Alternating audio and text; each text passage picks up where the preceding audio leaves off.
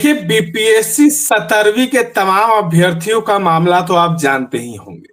बीते कई दिनों से जो अभ्यर्थी हैं वो आमरण अनशन पर अभी भी गर्दनी बाग में बैठे हुए हैं, सत्याग्रह पर बैठे हुए हैं। लेकिन सवाल ये उठता है कि एक तरफ इस आंदोलन में कई राजनेताओं का समर्थन मिला, वहीं प्रशांत किशोर इस मामले में आमरण अनशन पर पटना के गांधी मैदान में बैठे। उसके बाद उनकी गिरफ्तारी होती है।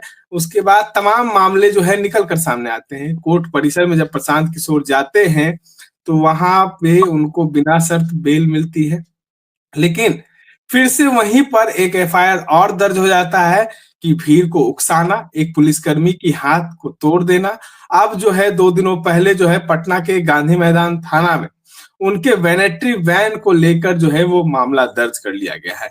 बता दें कई धाराओं में जो है मामला जो है वो दर्ज किया गया है। सवाल ये उठता है कि प्रशांत किशोर पर इतना शिकंजा जो है वो कसा जा रहा है, लेकिन मामला जो है प्रशांत किशोर की वैनिटी वैन का है। कई आरोप ऐसे लगाए गए हैं जिसमें प्रशांत किशोर को अपनी सफाई देनी होगी। इन तमाम मुद्दों पे चर्चा करने के लिए हमारे साथ जदयू के नेता मनोज लाल दास मनु जी हैं। सबसे पहले स्वागत है सर आपका। बहुत बहुत धन्यवाद। आज नेताजी सुभाष चंद्र बोस की भी जयंती है, उनको भी नमन करते हुए आपके सारे बातों का मैं अपने स्तर से जवाब दूंगा। सर ये प्रशांत किशोर का एक नया मामला सामने आ गया है। वैनिटी वैन का मामला तो आप सुन ही रहे होंगे, लेकिन अब उसका मामला जो है फिर से तूल पकड़ रहा है। पटना के गांधी मैदान थाना में परसों मामला दर्ज होता है, 27/2025 के जो है उनका केस नंबर है और कई धाराएं उनके ऊपर लगाई जाती हैं। कैसे देखते हैं इन तमाम मामले को? देखिए, सबसे पहले तो हम लोग चर्चा कर ले वैनिटी ही बॉक्स कार का। जो कार वहां आया वो बहुत ही सुर्खियों में रहा। सुर्खियों में रहने पर बहुत तरह की बात उठी। प्रशांत किशोर ने, हमने देखा कि कई महिला पत्रकार को भी इस पर तरह तरह की बातें की। वो बोल रहे हैं कि हम कहाँ पर बाथरूम जाएं, उसके लिए जाते हैं तो वहां बहुत सारे लोग बैठे हुए थे, वो कहाँ बाथरूम जाते थे, इस चीज को प्रशांत किशोर जी ने नहीं कुछ बताया। दूसरी बात, जब ये लाइट में आया ये वैनिटी बॉक्स, उसमें शायद पंजाब का नंबर था जहां तक हमें याद आ रहा है। तो राज्य का जो एमवीआई होता है, परिवहन विभाग जो है उसको, डीटीओ जो है उसको जांच के लिए रखा, जब्त किया। जब जांच के क्रम में जो उस समय अखबारों में आई, मैं अखबारों की बातों पर विश्वास नहीं करता, लेकिन जब कुछ सच्चाई होती है तभी कुछ आती है, चाहे कम हो या बेसी हो। तो उस समय आया कि ये किसी दूसरे के नाम पर है, फिर इसके चेचिस में रजिस्ट्रेशन नंबर के साथ ये किया गया, किसी दूसरे आदमी का है, उसको लेके ये चले आया गया है। तो ये सब बात उसमें आई थी। तो हमें लगता है कि परिवहन विभाग ने, डीटीओ ने जब इसकी पूरी तरह से जांच की होगी तो जो उन्होंने रिपोर्ट पेश किया होगा उस रिपोर्ट में कुछ खामियां आई होगी कि किसी का दूसरे का लेके आ जाना, या जिस व्यक्ति का है उस व्यक्ति ने कुछ अपनी बात बताई होगी, उसका चेचिस नंबर को चेंज करना या बहुत तरह के छेड़छाड़ करना, कि जो एक संज्ञेय अपराध की श्रेणी में आता है। अब ये आया होगा, अब एफआईआर में क्या क्या चीज लिखी हुई है, धारा तो उसमें अखबारों के माध्यम से या प्रेस मीडिया के माध्यम से तो जानकारी हुई है, लेकिन उसके भीतर क्या है ये तो एफआईआर देखने के बाद ही होता है। और अब चूंकि ये मामला माननीय अदालत के अंदर चला गया है, क्योंकि गांधी मैदान थाना पुलिस ने अपनी जांच रिपोर्ट अपने एफआईआर पर जो उसके यहाँ हुई होगी उस पर कोई ना कोई रिपोर्ट लगा के ही कोर्ट में उसको शामिल की होगी। तो हमें लगता है कि प्रशांत किशोर ने तो बता दिया था कि ये जो वैनिटी वैन हमको गिफ्ट में मिला है। देखिए निखिल जी, गिफ्ट में सभी लोगों को कुछ न कुछ मिलता है और गिफ्ट में मिलना कहीं से भी गलत नहीं है, लेकिन गिफ्ट में मिला तो जिसने गिफ्ट दिया हो उसके तरफ से कोई कागजात रहते होंगे, या गिफ्ट में मिला हमको पंजाब नंबर का हम उसको अगर बिहार नंबर कर दें या हम उसके चेचिस में कोई छेड़छाड़ कर दें, तो इसमें गिफ्ट देने वाले की तो कोई गलती है नहीं। आपने हमें गिफ्ट दिया, हमें कोई मोटरसाइकिल जिसका नंबर 3625 है, और हम उसके चेचिस में उस नंबर को अगर हम चेंज कर देते हैं, मिटा के कोई दूसरा नंबर दे देते हैं, तो गिफ्ट करने वाले तो उसके लिए दोषी नहीं है, हम दोषी है। आप इसमें कहीं से दोषी नहीं होइएगा। अब जब जब कुछ धारा ऐसे भी लगाए गए हैं कि जिसमें किसी व्यक्ति से जबरदस्ती ले लेने का, मैंने रख लेने का, कोई सामान कोई दिया, आप ही हमको अपना गाड़ी दिए और उसके बाद हम आपकी गाड़ी वापस नहीं कर रहे हैं, तो कोई अगर जांच में आपने ऐसा बयान दिया होगा तो ये धारा लगा होगा। तो ये तो अब अदालत का मामला है, लेकिन जो कुछ भी है, ये वेनिटी बॉक्स, ये वेनिटी कार जो है, ये जिस तरह के जो लंबे जो इतनी कीमती कार जो है, इस कार का वहां उपयोग अगर कोई राजनेता कर रहा हो तो इसका कोई अर्थ नहीं निकलता है। बहुत सारे पार्टी के नेता अपना कोई रथ बनाते हैं, 6 लाख 7 लाख 8 लाख 10 लाख 15 लाख में कोई एक रथ बहुत अच्छा तैयार हो जाता है। लेकिन ये इतने महंगे कि खुद इसको स्वीकार किए हैं प्रशांत किशोर जी की इसकी कीमत 25 लाख रुपये है, और उन्होंने दूसरा ने इनको दिया है। तो कुछ न कुछ मामला है। मामला अब क्या है, इसको तो अदालत ही करेगा। लेकिन इस तरह के बातें को, इस तरह की चीज को कोई राजनेता जो जनता के सवालों को लेकर खड़ा हो रहा हो और वह इस तरह के अगर अपनी पहचान को कायम करता हो, तो एक प्रश्न की खड़ा ही होता है। अब अगर पुलिस गलत करेगी तो पुलिस को अदालत उसका सजा उसको देगी। अगर इन्होंने गलत किया होगा तो इनको सजा मिलेगी। देखिए, मैं वही बार बार कह रहा हूँ, कई बार कहा हूँ, विभिन्न चैनलों पर बैठता हूँ तो मैं कहता हूँ कि जो 70 बीपीएससी का मामला है, जिस दिन इसको सुप्रीम कोर्ट में डाला गया, उसके बाद तो इस पर कोई राजनीति होनी ही नहीं चाहिए, किसी तरह की बात होनी ही नहीं चाहिए। सुप्रीम कोर्ट ने उसको हाई कोर्ट में जाने को कहा, हाई कोर्ट में सुनवाई चल रही है, तो इस पर कोई आदमी मोटरसाइकिल का यात्रा निकाल दे, कोई आदमी कल शायद भाजपा कार्यालय पर प्रदर्शन किया गया, तो आयोग मानने के लिए तैयार भी तो नहीं है मनु जी। वो तो आयोग बार बार धमकी दे रहा है, आयोग 25 तारीख को रिजल्ट निकाल देंगे, 26 को निकाल देंगे। नहीं, जब मामला कोर्ट में है तो आयोग को समझना चाहिए इस बात को। नहीं, आयोग ने क्या कहा? आयोग ने कौन सा लेटर जारी किया है, जरा बताइए। आयोग तो ने कौन सा हाथ काट लिया था ना इस मामले को लेकर। देखिए, कौन सा लेटर लिख रहे थे पीएम को? नहीं, ये देखिए, ये तो मीडिया में आने के लिए एक रास्ता है। अगर आयोग ने आपको कोई पत्र जारी किया तो उस पत्र का आप जवाब न दीजिएगा कि लोगों को दिखाने के लिए, मीडिया में आने के लिए कोई भी व्यक्ति हो कि उंगली काट कर दे देंगे, यहाँ लव लेटर चल रहा है क्या? अपनी प्रेमिका को आप पत्र लिख रहे हैं क्या कि आप उसको खून से निकाल कर आप उसको लिख लिए? अरे, एक उंगली जरा सा ब्लेड से कटेगा तो इतनी खून हो जाएगी, वहां गिर जाएगी कि आप 3-4 पन्ने लिख लीजिएगा। तो इसको आपने लिखा तो फिर इसको मीडिया में देने की क्या जरूरत थी? आप उसको लिखते, आप उसको भेज देते।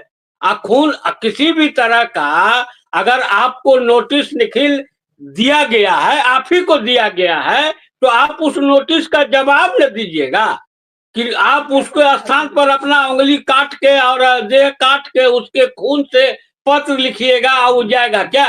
वो कोई जवाब हुआ क्या? आयोग ने तो ये नहीं उनको पुलिस को कहा कि इनको गिरफ्तार करके लाइए। आयोग ने जो लोगों को भी नोटिस दिया है वो तो अपना काम कर रहा है।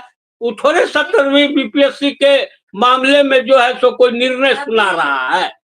तो इसलिए ये सब महज एक नौटंकी है, और लोगों के बीच में अपनी प्रसिद्धि के लिए जिन्होंने भी किया है, वो अच्छे शिक्षक हैं, मैं ये सब जानता हूं, लेकिन उनके ऊपर जो चार्ज लगा है उस चार्ज का उनको जवाब देने की जरूरत थी। अगर वो सही जवाब देंगे, आयोग कोई कार्रवाई करता तो आगे कोर्ट का रास्ता है, लेकिन ये खून आपकी पुलिस तो इतनी स्मार्ट है कि कोई सामान को जब्ती अगर करती है तो उसकी जब्ती सूची भी जो है लोगों को नहीं प्रोवाइड करती है। उस पर भी जो है प्रशांत किशोर कोर्ट में चले गए हैं। तो अच्छी बात है ना। मैं कहा कर रहा हूं, अगर पुलिस गलत करेगी तो पुलिस भी इसका फल भोगेगी, इसमें कहा कोई दो मत है। अगर पुलिस ने कोई केस बनाया और किसी का सामान को जब्ती सूची बनाया तो उस चीज को वो रखेगी ना। अगर आप मान लीजिए कि कोर्ट में ही अगर केस दिया जाता है तो कोर्ट में उसने लिखेगा एफआईआर में कि इनके फलना फलना चीज को जब्ती की गई है, तो जब्ती सूची वो कोर्ट में पेश करेगी। अगर आपके मोटरसाइकिल को हमने अगर जब्त कर लिया है और उसको हमने एफआईआर में लिख दिया है तो इसका मतलब कि वो जब्त है। और पुलिस उसका जो जब्ती सूची मतलब क्या होता है? जब्ती सूची मतलब ये होता है कि आपको कहीं से आप बैठे हुए हैं और आपका सामान हमने उठाकर लेकर जब्त कर लिया हो और उसकी कहीं हम कोई चर्चा नहीं करते हैं तो कोर्ट में तो चर्चा हुआ होगा। और अगर कोर्ट में चर्चा नहीं हुआ होगा, एफआईआर में चर्चा नहीं हुआ होगा, तो कोर्ट पुलिस पर कार्रवाई करेगी। इसका हम स्वागत करेंगे। गलत किसी के साथ हो ये हम नहीं चाहते हैं और हमारी सरकार भी नहीं चाहती है। अभी आपने देखा है कि हमने कई डीएसपी के ऊपर एफआईआर किया है, कई पुलिस पदाधिकारी के ऊपर एफआईआर हुआ है।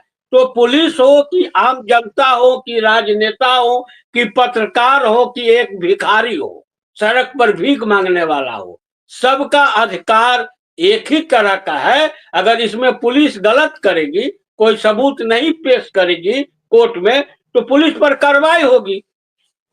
सर एक अंतिम सवाल है कि नीतीश कुमार की चुप्पी, बीपीएससी मुद्दे पर नीतीश कुमार की चुप्पी ने कई विकल्पों को खड़ा कर दिया। प्रशांत किशोर एक नए विकल्प के रूप में खड़े हुए, ज्यादा उनका हाईलाइटेड हुआ। अब सत्याग्रह आश्रम जो है वो चल रहा है, तो क्या नीतीश कुमार को इस पे चुप्पी तोड़नी चाहिए थी ना? देखिए निखिल जी, सभी लोगों को जो राजकाज में है उनका इस पर, जैसे आप अब देख रहे हैं कि अभी विपक्ष में तेजस्वी यादव हैं, तो अभी यहाँ पर लाठी चली तो बड़े बड़े उनके बयान निकल रहे हैं।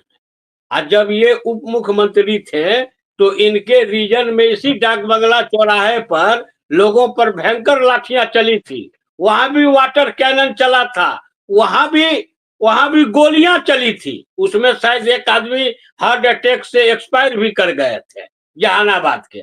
तो मैं ये आपको कह रहा हूं कि जब सत्ता में है तो सत्ता के अनुसार ये बोला जाता है। दूसरी बात है कि ये जब मामला आया तो उप मुख्यमंत्री भी छात्रों से मिले, तो छात्रों से उप मुख्यमंत्री मिले तो इसका मतलब हुआ मुख्यमंत्री मिले, मुख्य सचिव मिले, तो कोई बिना मुख्यमंत्री के निर्देश से कोई थोड़े उनसे मिल रहे होंगे।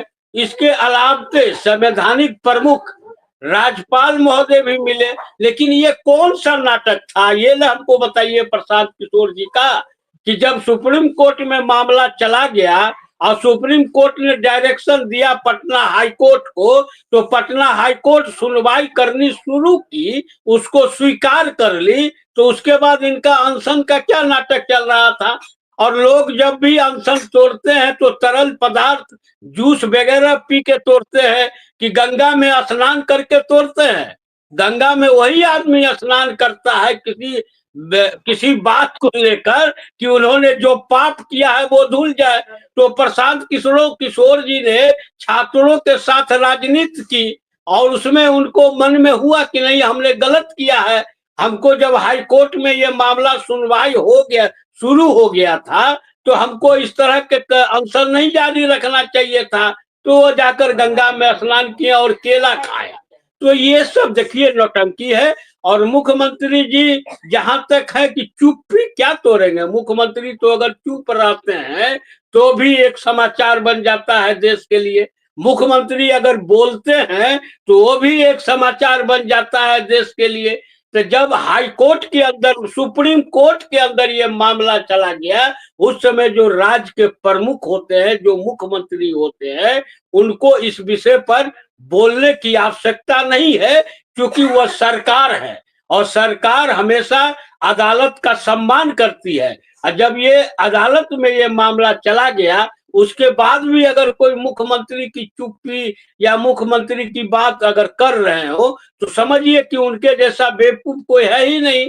हाँ, अगर पटना हाई कोर्ट ने कोई निर्णय दे दिया कि नहीं ये नहीं होना चाहिए, उसके बाद अगर कोई सरकार दूसरा काम करती है, उसके खिलाफ करती है और उस पर अगर मुख्यमंत्री जी चुप हैं, तो हम मुख्यमंत्री जी को दोषी ठहरा सकते हैं। मैं मुख्यमंत्री जी के इस कदम का कि जैसे ही सुप्रीम कोर्ट में गया, इसके पूर्व वो अपने उप मुख्यमंत्री को, वो अपने, इसका बताइए, राहुल गांधी जी इतने बड़े देश के एक नेता हैं, प्रधानमंत्री नरेंद्र मोदी जी के स्तर पर खड़े होने वाले नेता है। विपक्ष के नेता कोई भी हो, राज्य में हो तो वो मुख्यमंत्री के समकक्ष होता है, और केंद्र में हो, सेंट्रल में हो तो वो प्रधानमंत्री के समकक्ष होता है। और कोर्ट में ये मामला सुनवाई में चल रहा है, 2 बार, 1 बार सुनवाई भी हाई कोर्ट ने कर दिया, उसके बाद वहां जाकर वो छात्रों से मिल लिए। अरे छात्र तो अणुबम के समान है अनु जी, छात्र के ऊपर कुछ नहीं है। अगर एक अणुबम को अगर हम मरुस्थल में फेंक देंगे तो वहां हरा भरा हो जाएगा, और उसको अगर हिरोशिमा जैसे शहर पर, किसी भी शहर पर गिरा देंगे तो वो मरुस्थल हो जाएगा।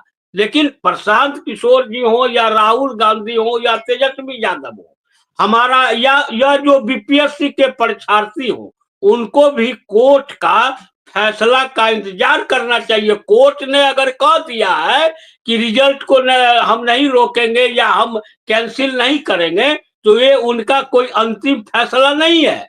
उन्होंने इनके भी सवालों को देखा है और सरकार से भी सवाल की मांग की है, बीपीएससी से भी सवाल की मांग की है, उसके बाद वो कोई अंतिम फैसला देगी। और इस बीच में राहुल गांधी जैसे नेताओं का गर्दनीबाग धरना स्थल पर पहुंचकर फोटो खिंचा लेना, ये कोई बहुत बड़ी बात नहीं है। हाँ, उनको था, राहुल गांधी जी जैसे महान नेता, बड़े नेता को वो वहां से 5 लोगों को बुलवाते जहां ठहरे हुए थे, तो ये अदालत का सम्मान होता।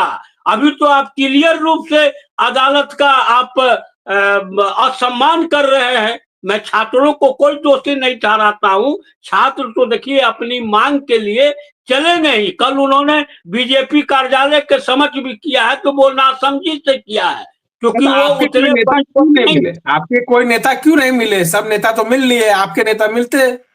जदयू के नेता क्यों नहीं मिले? मंत्री मिले, विधायक मिले। नहीं, नेता मिल लेने से क्या हो जाएगा? उससे मान लीजिए नेता मंत्री आ जाए। नहीं, हमारे उप मुख्यमंत्री जी छात्र से मिले थे, हमारे सरकार की ओर से मुख्य सचिव मिले थे, तो मिले तो थे, उनकी बातों का है। लेकिन जब मामला कोर्ट में है तो कोर्ट का, मैं छात्र को कोई गलती नहीं देता हूँ, लेकिन ये जो राजनेता अपनी प्रसिद्धि के लिए, अपने टीआरपी के लिए जो इस तरह के काम कर रहे हैं, छात्रों को जो भड़का रहे हैं, उससे क्या होगा? कोर्ट अगर कहेगा कि नहीं रद्द होगी, नहीं रद्द होगी, तो सरकार रद्द कर सकती है क्या? और कोर्ट कहेगा कि रद्द होगा, तो बीपीएससी चाहेगी कि नहीं रद्द हो, तो रद्द नहीं होगा क्या?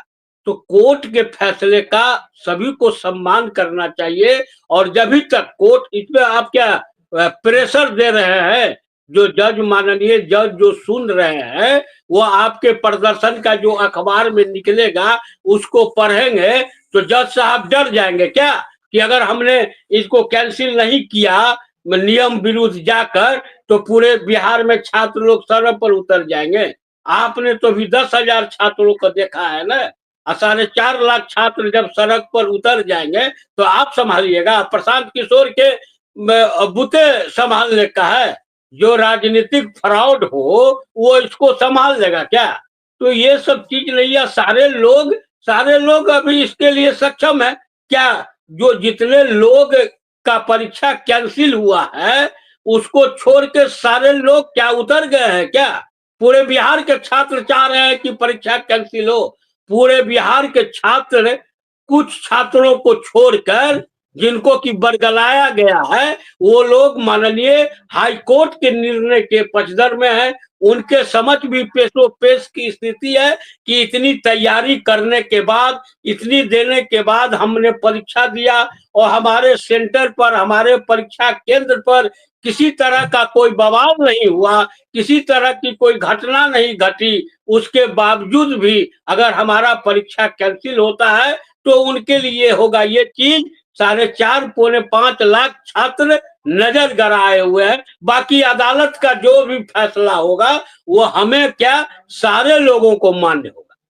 चलिए देखिए, तमाम मामलों पर हमारे साथ जुड़े हुए थे जदयू के नेता मनोज लाल दास मनु, तमाम बातों पर अपनी राय रखी। प्रशांत किशोर के वैनिटी वैन पर भी चर्चाएं की गई। देखिए, वैनिटी वैन का चर्चा तो बीच में हुआ ही था, लेकिन अब फिर से तूल पकड़ने लगा। इस तरह तमाम अपडेट्स के लिए बने रहे इनसाइडर लाइव के साथ। धन्यवाद।